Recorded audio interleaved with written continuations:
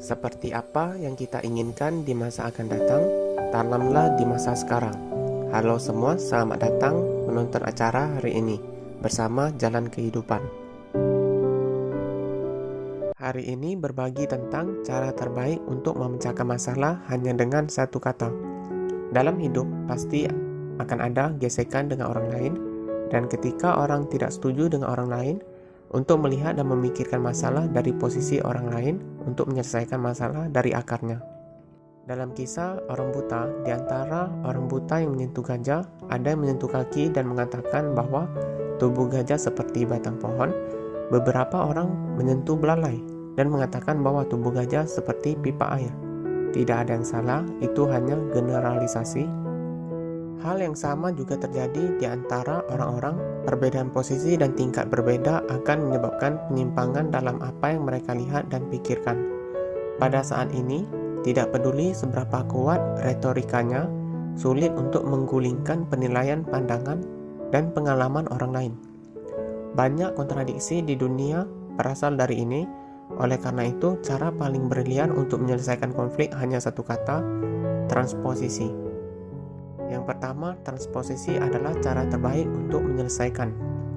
Ada cerita di hutan ada musuh, burung walet dan kelelawar yang tidak terbiasa satu sama lain.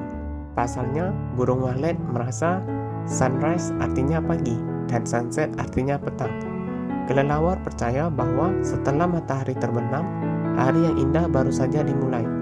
Singkatnya, keduanya merasa bahwa yang lain salah. Sekali lagi mereka berdebat tentang hal itu lagi dan lagi, dan hampir bertengkar.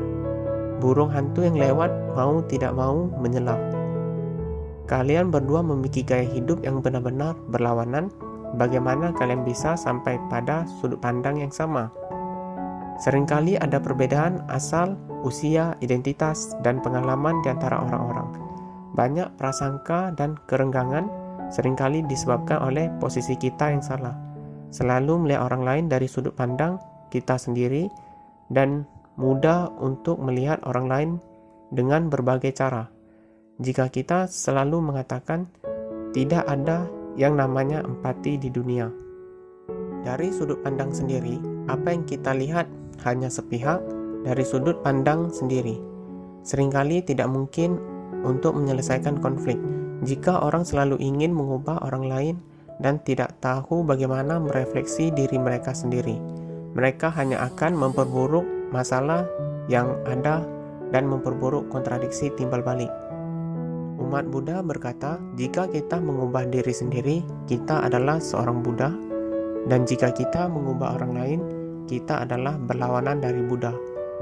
Lebih mudah untuk memecahkan masalah dengan menemukan alasan untuk semuanya dari diri kita sendiri. Empati juga merupakan proses refleksi diri. Dengan cara ini, tidak hanya untuk mempertimbangkan orang lain, tetapi juga membebaskan diri sendiri. Yang kedua, transposisi adalah perpaduan kecerdasan emosional dan kecerdasan berdiri di posisi orang lain, dan pahami posisi dan keterbatasan mereka. Di rumah sakit, perawat muda itu menusuk profesor beberapa kali melihat memar besar di lengan profesor. Dia berkeringat dengan cemas, tetapi dia masih tidak dapat menemukan pembuluh darahnya.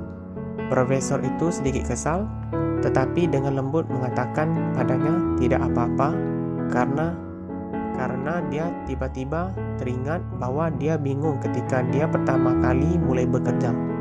Di jalan, seorang pria mabuk menabrak ayah dan anak yang sedang berjalan.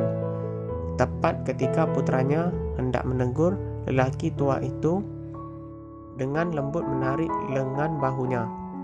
Dia ingat bahwa ketika dia masih muda, dia juga menggunakan alkohol untuk menghilangkan kekhawatirannya, seperti yang ditulis oleh Tuan Musin dalam puisinya. Saya tidak tahu apa yang harus dimaafkan, tetapi saya dengan tulus merasa bahwa segala sesuatu di dunia ini dapat dimaafkan. Orang yang benar-benar dewasa menyenangkan semua orang karena mereka tahu bahwa setiap orang memiliki kesulitan. Memaafkan orang lain dan berbalik hatilah pada diri sendiri. Mereka yang benar-benar pintar selalu dapat menemukan sumber kontradiksi pada saat yang pertama.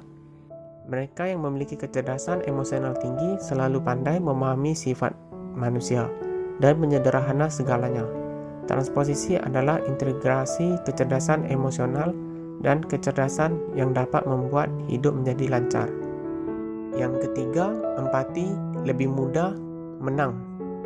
Ada sebuah cerita di tengah malam, seorang buta menyalakan lampu dan menunggu suaminya pulang. Ketika suaminya sampai di rumah, dia sangat bingung. "Kamu tidak bisa melihat, mengapa kamu menyalakan lampu?" Orang buta itu berkata, "Saya baru saja menyalakan lampu untukmu.